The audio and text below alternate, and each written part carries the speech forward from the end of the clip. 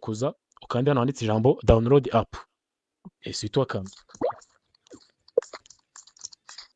So urabona ko ukimara kuhakanda direct uraza kugera kuri Play Store uze kwistiramo iyi application muri telefone yawe.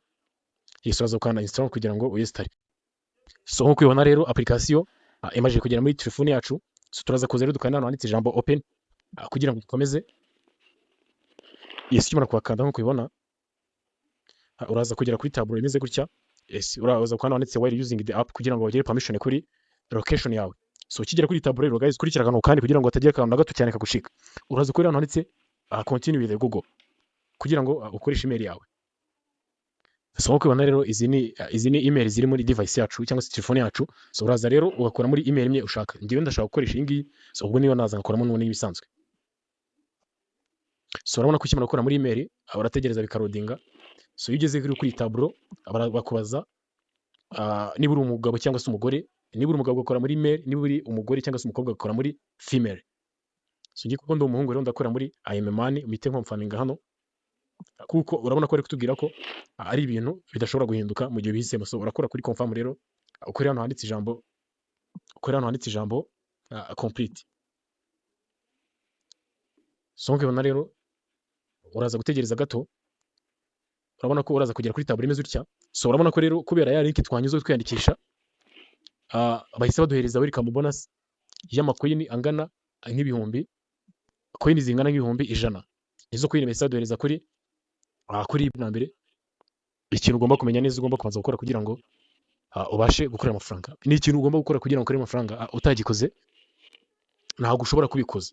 Ndagira ngo guys unkurikire akantu ku kandi. Mbere nambere ukimara gufungura iyi email uraza kandi hano hari kano kantu ko mu nguni ngira ngo muri kwabona neza. Uraza wakanda ikintu cya mbere uraza gukora. So urabona ko ukimara kwakanda uraza kuza umanuke hano hasi. Urabona hano handitse ijambo my profile. Guys akantu bakurikire neza utagakoze ntushobora kubikuza. So nkuko ubibona kandi bose n'abantu barimo kubikuza uyabikuje $30, uyabikuje $10. Urabona uyu nguyu nawe abikuje $10. Urabona ko application nziza cyane abantu barikoramo amafaranga kandi afatika. So uraza rero kuri hano handitse ijambo my profile. Guys ugakurikiye neza kano kantu ni akantu k'ingenzi cyane ugomba kubanza gukora. Numara kwakanda uraza kubona hano handitse uti not verified. Ngira ngo murimo kubabona handitse face verification. So uraza kuza rero uhakande. Numara kwakanda uraza gukora while using the app. So urabona ko rero ngubu ngange verification nyirangije. So mbere na mbere ushobora kwibaza uti verification ikorwa ite? Verification iyo urimo urayikora urabona ko ubu ngubu wenda njye nuko nyirangije gusa aha hantu haba hari uruziga nibwo ushyira mu mutwe wawe igice cy'hejuru cy'umutwe gusa ugishyiramo. Noneho hano hasi gutya hasi yarwo haba ari akantu kameze nk'akandi gatwe. Niba karebye iburyo nawe ureba iburyo, niba karebye ibumoso nawe ureba ibumoso. Aho karebye nawe niyo position nawe urebamo. So kahumbaguza nawe ugahumbaguza. So niko ukurikiza rero ari gukora verification yawe. So niko rero bakora verification. Ubundi urangije urabona ko hano ahita haza akantu k'agatike.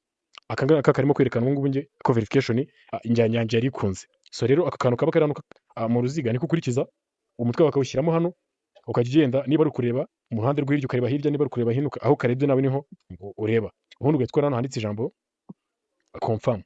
Iyo umaze gukora ibintu byose